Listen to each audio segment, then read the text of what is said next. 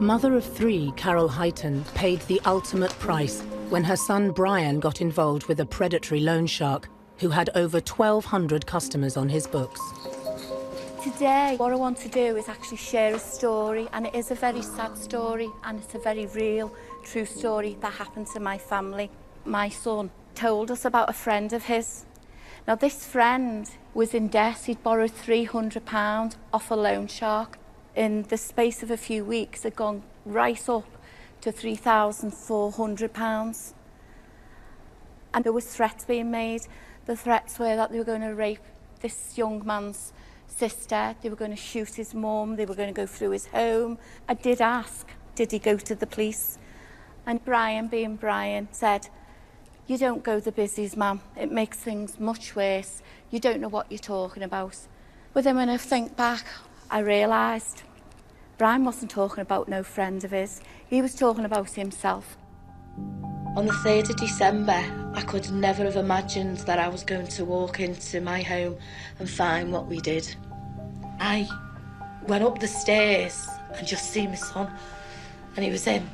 I got to the top of the landing, and there's my son hanging from a belt from the attic in my bathroom.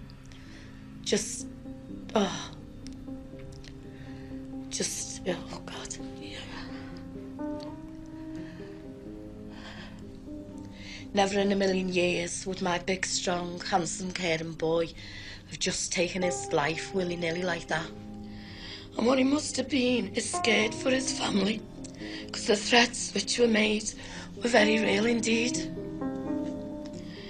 Paul Nicholson saw himself as the most powerful guy on the estate, and the whole community couldn't breathe because of him.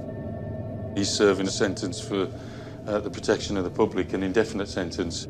We estimated he made about £4.8 million. He was living this footballer's lifestyle. That was all on the backs of people who could least afford it.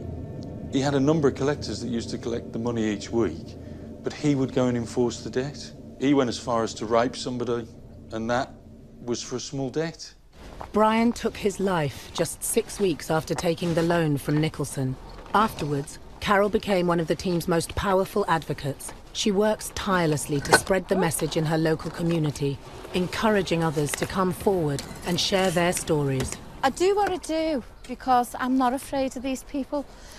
And the reason I'm not afraid is they've done the worst thing already to me. Well, you know, there's nothing else that can touch me.